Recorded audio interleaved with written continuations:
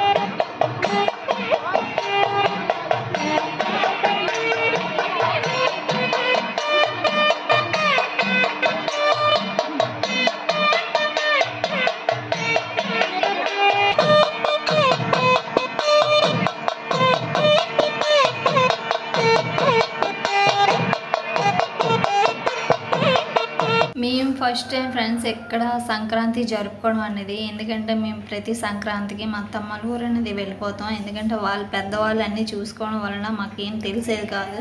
మేము first time చేయడం వల్ల మాకు అన్నీ తెలుస్తున్నాయి, ఇలా చేయాలి అలా చేయాలి అనేది. అందుకోసం మేము కూడా ఇక్కడ ఫస్ట్ టైం సంక్రాంతి జరుపుకుంటున్నాం. అలాగే మేము చాలా మిస్ అవుతున్నాం, అక్కడికి వెళ్ళలేదు. ఎందుకంటే ఒంటరిగా మేమే అన్నీ చేసుకోవాలి ఇప్పుడు ఇక్కడైతే.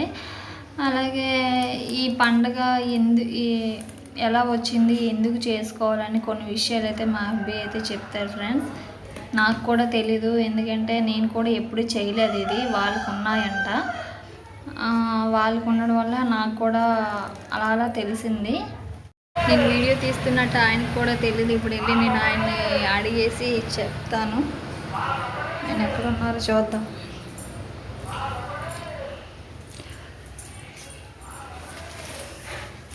హాయ్ చెప్పు. హాయ్. మిమ్మల్ని ఒక విషయం అయితే అడగాలనుకుంటాను. చెప్పు. పంచమాడ పళ్ళు ఎందుకు జరుపుకుంటారు అది చెప్పు వీళ్ళకి.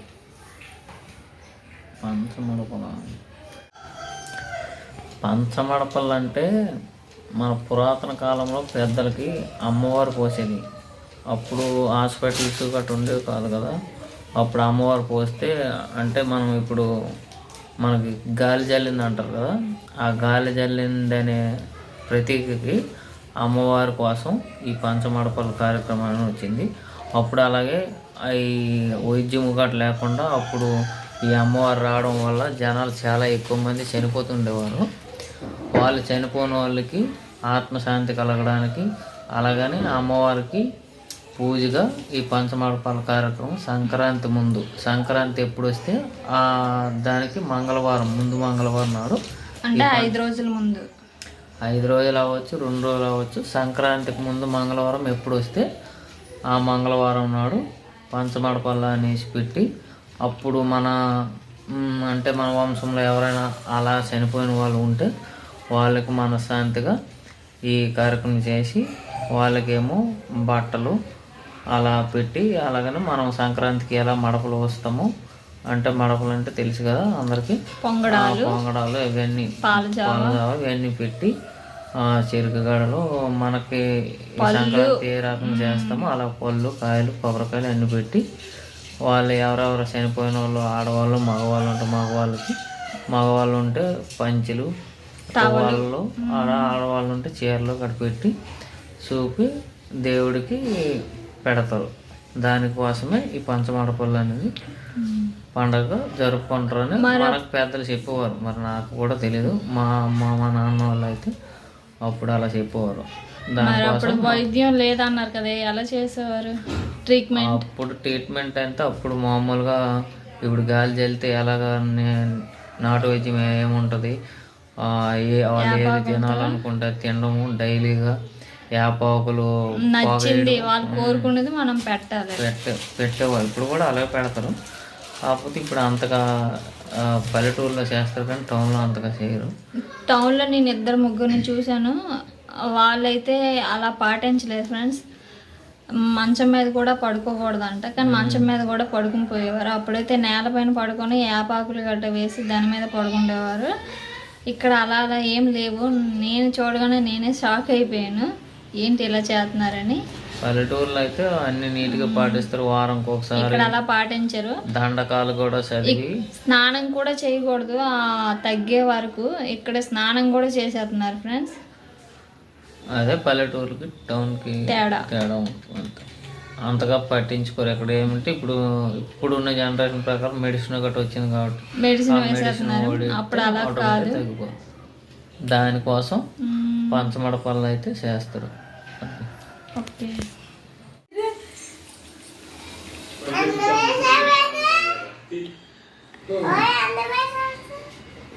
దేవుడికి కదా. ఆగు, ఉంచు, అది ఉంచు, అలా పెట్టు చిత్యా.